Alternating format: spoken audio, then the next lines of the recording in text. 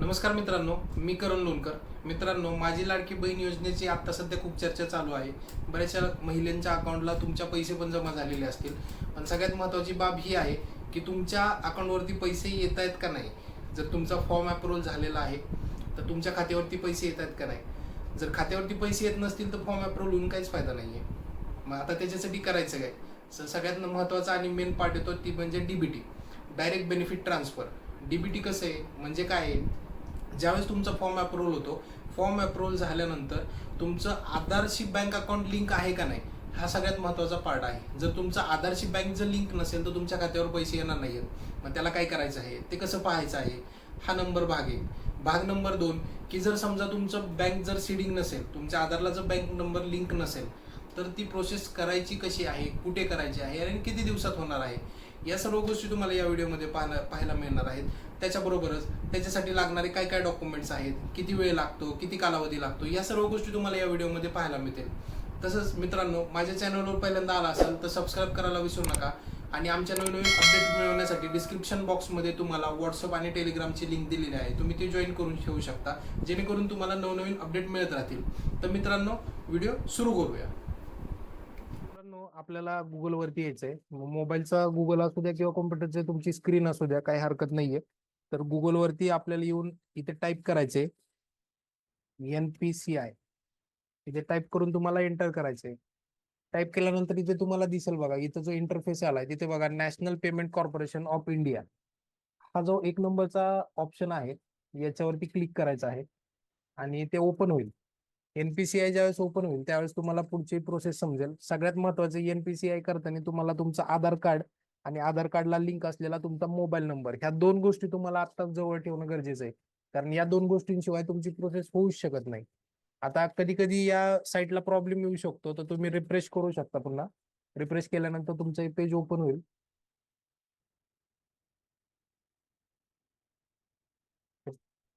अशा पद्धतीचं हा पेमेंटचा पेजचा इंटरफेस आहे. तर हा इंटरफेस ओपन केल्यानंतर जोपर्यंत बफरिंग होत आहे तोपर्यंत वेट करायचं मित्रांनो. आणि बफरिंग थांबल्यानंतर हे आपण पाहूया. तर तुम्हाला या पेजवरती सगळ्यात वरच्या ठिकाणी यायचंय आणि इथे बघा, 2 नंबरला, 1 नंबरला प्रोडक्ट आहे, 2 नंबरला कंझ्युमर, 3 नंबरला मीडिया, 4 नंबरला NXP फीचर्स, डेव्हलपर्स आणि बिझनेस, अशा गोष्टी दिलेल्या आहेत. तर त्याच्यामधलं मित्रांनो, 2 नंबरचं जे आहे कंझ्युमर, याच्यावरती तुम्हाला क्लिक करायचं आहे. जसं कंझ्युमरवर क्लिक करताल इथे खाली तुम्हाला ऑप्शन आलेले आहेत. हे जे खालचे ऑप्शन आहेत हे सगळे तुम्हाला कंझ्युमर मधले महत्वाचे ऑप्शन आहेत. याच्यातलं आपल्याला कुठं करायचंय, काय करायचंय, तर सगळ्यात लास्टचा जो ऑप्शन आहे, भारत आधार सीडिंग एनेबल बेस, ह्याच्यावरती क्लिक करायचं आहे आपल्याला. ह्याच्यावरती क्लिक केल्यानंतर तुम्हाला दिसेल की बाबा काय प्रोसेस आहे किंवा काय नाहीये. तर ते मी तुम्हाला दाखवतो. तर मित्रांनो, बँक आधार सीडिंगची प्रोसेस याच्यावरती तुम्हाला आल्यानंतर इथे तुम्हाला हा अशा पद्धतीचा इंटरफेस ओपन होईल, रिक्वेस्ट फॉर आधार सीडिंग. तर याच्यामध्ये आल्यानंतर आहे ना, सगळ्यात महत्वाचं आणि सगळ्यात पहिलं काम काय करायचंय, तर तुम्हाला पहा, तुमचं जे आधार कार्ड आहे, तर ते आधार कार्ड तुम्हाला लिंक आहे का नाही ते पाहायचं आहे. मग ते पाहायचं कुठं आणि कसं, तर सगळ्यात महत्वाची गोष्ट तुम्हाला लागणार आहे तुमचा आधार नंबर आणि लिंकेड मोबाईल नंबर, या दोन गोष्टी आहेत.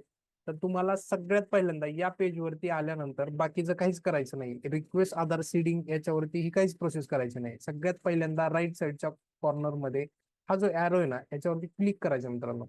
हे क्लिक केल्यानंतर इथे तुम्हाला ऑप्शन दिलेले आहेत, request for Aadhaar seeding, check your service status, get Aadhaar map status, get Aadhaar mapping history, ह्या सगळ्या गोष्टी तुम्हाला पाहायच्या आहेत. या गोष्टी केल्यानंतर तुम्हाला सगळ्यात महत्वाची पुढची स्टेप करायची आहे. आता ते काय करायचंय, तर ते मी काय करायचंय मी तुम्हाला सांगतो. मला 3 नंबरच्या ऑप्शन वरती जायचंय, गेट आधार मॅप स्टेटस.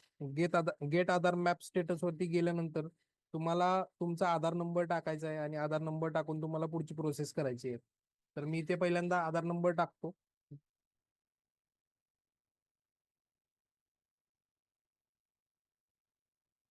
आधार नंबर टाकल्यानंतर तुमचा जो काही कॅप्चर कोड आहे, तो कॅप्चर कोड तुम्हाला इथे टाकायचा आहे आणि चेक स्टेटस वरती क्लिक करायचं आहे. जसं तुम्ही चेक स्टेटस वरती क्लिक केलं, इथे तुमचा जो काही लिंकेड मोबाईल नंबर असेल आधारला, त्या मोबाईल नंबरवरती ओटीपी गेला आणि तो जसा ओटीपी तुम्ही टाकताल तसं तुम्हाला स्टेटस समजेल की तुमचं आधार कार्ड लिंक आहे का नाहीये.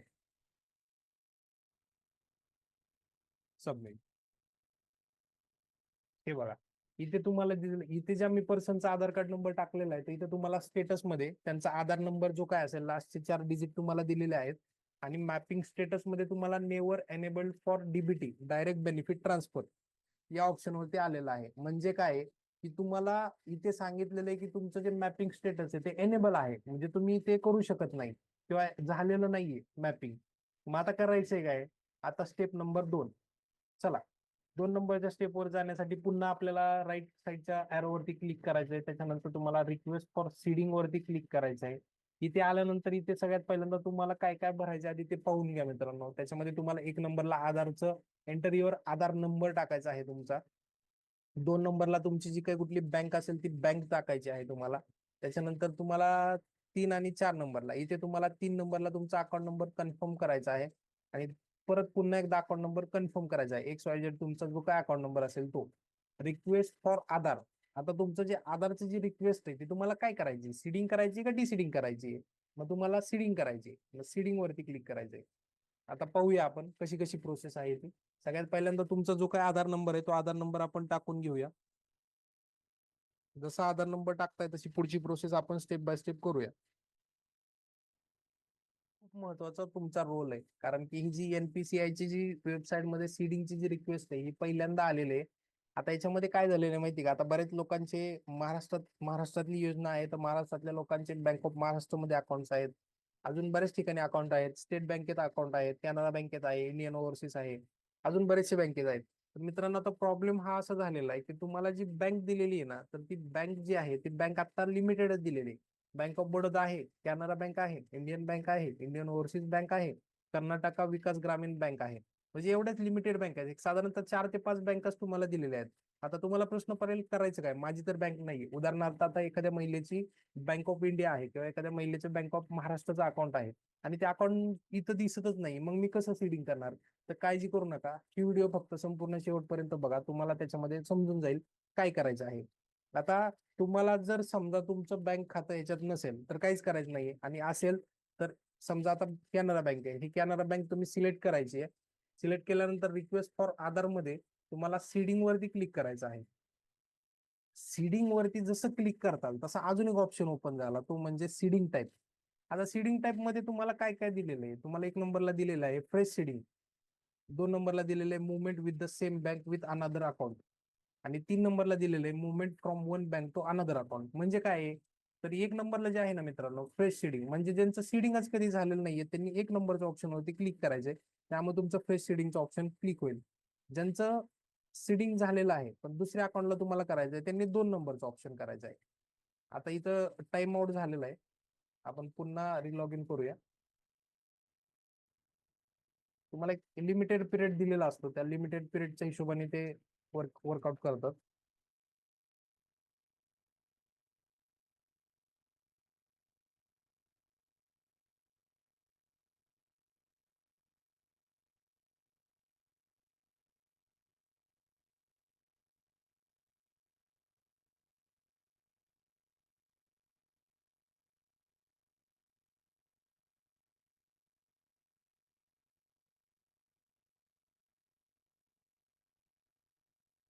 आता काय आहे की 2 नंबरचा जो ऑप्शन दिलेला आहे ना, 2 नंबरच्या ऑप्शन बद्दल आपण बोलत होतो की movement with in the same bank with another account. म्हणजे काय आहे की एखाद्या व्यक्तीचे बँक ऑफ महाराष्ट्रामध्ये 2 अकाउंट असतात, तर त्यांच्यासाठी पहिलं अकाउंट चेंज करून तुम्हाला दुसरा अकाउंट जोडायचा, अकाउंट नंबर जोडायचा आहे.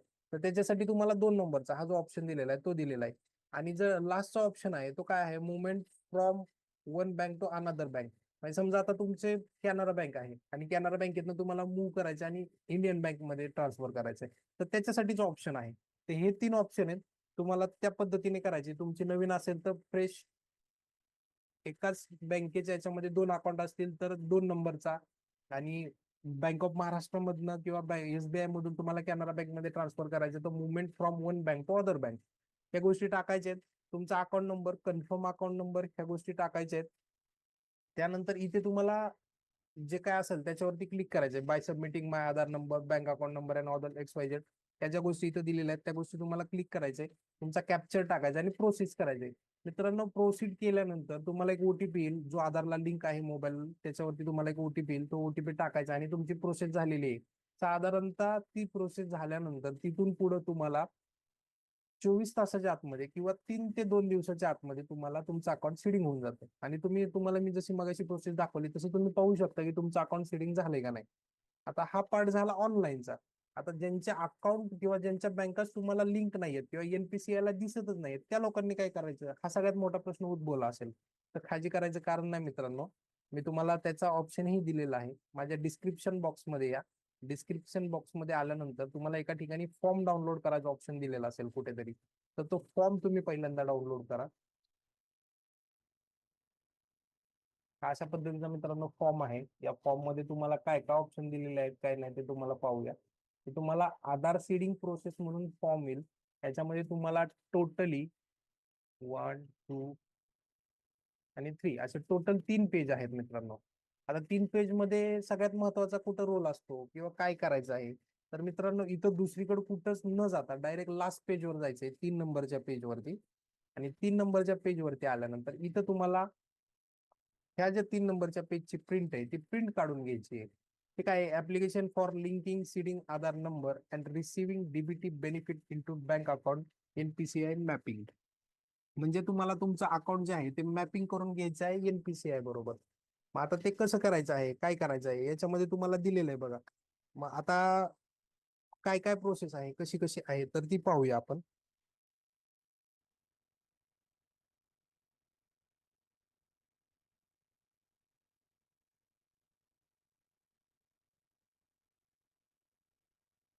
आता याच्यामध्ये बघा तुम्हाला 1 नंबरला आहे द ब्रांच मॅनेजर, तुमची ब्रांच कुठली असेल ती आणि तुमची बँक. तुम्हाला डेट टाकायची येतं. ज्या दिवशी तुम्ही फॉर्म भरताल त्या दिवशी तुम्हाला डेट टाकायची आहे. आणि डेट टाकल्यानंतर आपल्याला पुढे जायचं आहे. डिअर सर अकाउंट नंबर, जो तुमचा अकाउंट नंबर असेल इथे तुम्हाला अकाउंट नंबर टाकायचा आहे मित्रांनो. अकाउंट आणि ज्याचं कुणाचं अकाउंट आहे त्याचं नेम टाकायचं आहे. Link seeding Aadhaar NPCI mapping for receiving direct benefit. I am maintain a bank account number with your branch XYZ, तुमचा जो काय अकाउंट नंबर असेल ते. त्याच्यानंतर तुम्हाला 2 नंबर दिलेला आहे. तर 2 नंबर मध्ये तुम्हाला काय काय आहे ते पाहूया आपण. I submit my Aadhaar number voluntarily give my consent. Use my Aadhaar detail authenticate from UDIS. Use my mobile number mention below the sending SMS alert to me. Link the Aadhaar number to all my existing new future account and customer profile with your bank. आता त्याच्यातला आहे ना मित्रांनो तुम्हाला 1 नंबरचा option choose करायचा आहे. 1 नंबरचा जो ऑप्शन आहे ना, हा जो 1 नंबरचा ऑप्शन आहे तो तुम्हाला चूज करायचा आहे. या 1 नंबरच्या ऑप्शन वरती चूज केल्यानंतर तुम्हाला समजेल किंवा काय प्रोसेस आहे किंवा काय आहे, या तुमच्या गोष्टी झाल्या. आता याच्यानंतर मित्रांनो आता त्याच्या पुढची प्रोसेस आहे. आता त्याच्या पुढे जायचंय. इथं तुम्हाला signature thumb impression of customer, ज्याचं कुणाचं अकाउंट आहे त्याचं तुम्हाला सिग्नेचर करायची आहे. जर एखादी अशिक्षित महिला असेल, जुन्या पद्धतीची एखाद्या वयस्कर आजी असतील ज्यांचा सही ज्यांना येत नाही, शिक्षित नाही येत, तर त्यांचा अंगठा पण इथे चालेल. म्हणजे कोणीतरी त्यांना घेऊन जावा जेणेकरून त्यांना त्या गोष्टी सोप्या होतील. त्याच्यानंतर तुम्हाला खाली ऑप्शन दिलेला आहे option for receiving DBT benefits. आता याच्यामध्ये काय दिलेलं आहे पाहूया आपण. आता याच्यामध्ये 1 नंबरचा जो तुम्हाला ऑप्शन दिलेला आहे त्याच्यामध्ये पाहूया आपण. I wish to seed my account number, जो काय तुमचा अकाउंट नंबर असेल तो अकाउंट नंबर तुम्ही तिथे टाकून घ्या. with NPCI map to enable me to receive direct benefit transfer, including LPG subsidy from Government of India in my above account. I understand that if more than one benefit transfer is due to me, I will receive all the benefit transfer in the same account. For customer who have not so far seeding account with the NPCI mapping, I have an account with XYZ name of bank having IIN number and seeding with NPCI map for receiving DBT from GOI. I request to you to change my NPCI mapping DBT debit benefit account to my account with your bank. I already have account with other bank, name of bank, ज्या कुठल्या बँकेत तुमचं name असेल ते. त्याच्यानंतर तुम्हाला having IIN number, seeding with NPCI map for receiving DBT from GOI. I do not want to change my NPCI mapping debit benefit account from the existing bank. I do not wish seeding my account with your bank NPCI mapped. म्हणजे अशा सर्व गोष्टी तुम्हाला याच्यामध्ये दिलेल्या आहेत मित्रांनो. आता ह्याच्यातून तुम्हाला कुठेही दुसरा ऑप्शन चूज करायचा नाहीये, फक्त आपल्याला एकच ऑप्शन ठेवायचा आणि तो म्हणजे 1 नंबरचा. तेवढाच ऑप्शन ठेवूया आणि तेवढाच ऑप्शन ठेवून तुम्ही बाकीची प्रोसेस करा. कारण की काय आहे, बाकीचं म्हणजे कुठंच काही करण्यात अर्थ नाहीये. 1 नंबरचा जो ऑप्शन आहे त्यामध्ये I wish to seed my account number, म्हणजे माझी इच्छा आहे की माझा हा XYZ अकाउंट नंबर आहे तो NPCI map to enable my receive direct benefit transfer, म्हणजे मला ते ऍक्टिव्हेट करून घ्यायचंय डायरेक्ट बेनिफिट ट्रान्सफर. म्हणजे त्याच्यामध्ये त्याच्याबरोबर इन्क्लुडिंग LPG सबसिडी, म्हणजे जी LPG सबसिडी लोकांना मिळत होती तर ती LPG सबसिडी सुद्धा याच अकाउंटला येऊ द्या अशी रिक्वेस्ट करायची होती. आणि I understand that if I more than one benefit transfer to due to me, I will receive all benefit transfer in the same account. म्हणजे मी समजू शकतो किंवा समजू शकते की माझे जे काही NPCIच्या अगेन्स्ट जे डीबीटीचं माझं जे अकाउंट आहे ते अकाउंट नंबर हाच ठेवा आणि याच अकाउंटवरती जी काही रक्कम येईल सगळ्या पद्धतीची तुमची सबसिडी असेल, त्यानंतर लाडक्या बहीण योजनेचे पैसे असतील, या सर्व गोष्टी माझ्या याच खात्यावरती मला पाहिजेत. मी समजू शकते आणि हे त्यांनी प्रोसेस दिलेली आहे. त्यानंतर तुम्हाला 3 नंबरचा ऑप्शन काय आहे, इथे तुम्हाला 3 नंबरला दिलेलं आहे, I have been explain about the nature of information that may be shared upon authentication. I have been given to understand that my information submitted to the bank herewith shall not be used for any purpose other than mentioned about as per requirement of law. जे काही कायद्यानुसार असेल त्यानुसार मी तुम्हाला माहिती दिलेली आहे. त्याच्यानंतर 4 नंबरला तुम्हाला अजून एक ऑप्शन दिलेला आहे. 4 नंबरचा ऑप्शन हा आहे की I hereby declare that all above information voluntary furnished by me is true, correct and complete. म्हणजे वरची जी काय मी माहिती भरलेली आहे तर ती माहिती मी बरोबर भरलेली आहे, किंवा वरचा जो काही रकाना मी भरलेला आहे तर तो माझा बरोबर आहे. मी कुठलीही चुकीची माहिती त्याच्यामध्ये भरलेली नाहीये. आणि इनकम्प्लीट म्हणजे पूर्ण नसलेली माहिती अशी भरलेली नाहीये. मी सर्व माहिती पूर्णपणे भरलेली आहे आणि ती बरोबर आहे. त्याच्यानंतर तुम्हाला 4 नंबरच्या खाली युअर्स फेथफुली सिग्नेचर किंवा थंब द्यायचा आहे. इफ, आता हा जो बॉक्स आहे तो इफ साठी आहे, म्हणजे जर आणि तर आहे. If consent send through BC BDO आणि VO, म्हणजे याचा आपला काही संबंध नाही, याच्यामध्ये तुम्हाला काहीच करायचं नाही. आता इथे त्याच्यानंतर खालचा जो महत्वाचा ऑप्शन आहे तो खूप महत्वाचा आहे. त्याच्यामध्ये तुम्हाला तुमचं 1 नंबरला तुमचं नाव टाकायचं आहे. 1 नंबरला इथे तुम्हाला तुमचं नाव टाकायचं आहे. 2 नंबरला तुमचा मोबाईल नंबर जोडायचा आहे मित्रांनो. 3 नंबरला मेल ID जोडायचा आहे. आणि इथे तुम्हाला दिलेलं आहे कॉपी ऑफ आधार. म्हणजे काय आहे की तुम्हाला तुमच्या आधारची कॉपी जोडायची आहे. आधारची कॉपी जर तुम्ही जोडली नाही तर हा फॉर्मचा काही फायदा नाही. त्यामुळं हा फॉर्म बरोबर आधारची कॉपी महत्वाची आहे. आणि सगळ्यात महत्वाचं इथं शेवटचा कस्टमरचा थंब किंवा सिग्नेचर हा आहे. असा फॉर्म तुम्ही फिल करा मी ज्या ज्या पद्धतीने सांगितलंय. त्याच्याबरोबर तुमची आधारची झेरॉक्स जोडा. आधार कार्ड वरती तुमचं आधारची जी झेरॉक्स जोडणार आहे त्याच्यावर एक सिग्नेचर करा. हा फॉर्म आणि त्याच्याबरोबर आधारचा जो तुमचा फॉर्म, आधारची जी झेरॉक्स आहे ती झेरॉक्स, हे दोन्ही तुम्ही ज्या दिवशी बँक चालू असेल त्या दिवशी तुम्ही बँकेत सबमिट करा. मित्रांनो 24 तासाच्या आतमध्ये किंवा 3 दिवसाच्या आतमध्ये तुमचं बँक अकाउंट सीडिंग होऊन जाईल. तुम्हाला त्याचा मेसेज पण मिळेल. आणि जरी समजा मेसेज नाही आला, टेक्निकल एरर असेल, तरी तुम्ही तुमच्या या NACH च्या अकाउंटला जाऊन तुम्ही पाहू शकता की तुमचं अकाउंट सीडिंग झालेलं आहे की नाही झालेलं आहे. तर मित्रांनो, चॅनलवर पहिल्यांदा आला असाल तर सबस्क्राईब करायला विसरू नका. तसेच आमच्या नवनवीन व्हिडिओ मिळवण्यासाठी आमच्या डिस्क्रिप्शन बॉक्समध्ये टेलिग्राम आणि व्हॉट्सअपची लिंक दिलेली आहे, ती तुम्ही जॉईन करून ठेवा, जेणेकरून आमच्या नवनवीन अपडेट तुम्हाला मिळत राहतील. आणि हा महत्त्वपूर्ण व्हिडिओ जास्तीत जास्त लोकांपर्यंत शेअर करा, जेणेकरून आपल्या जवळच्या घरातल्या ज्या महिला असतील त्यांना या गोष्टींचा फायदा होईल. घरातली लोक त्यांना मदत करतील. जय हिंद, जय महाराष्ट्र.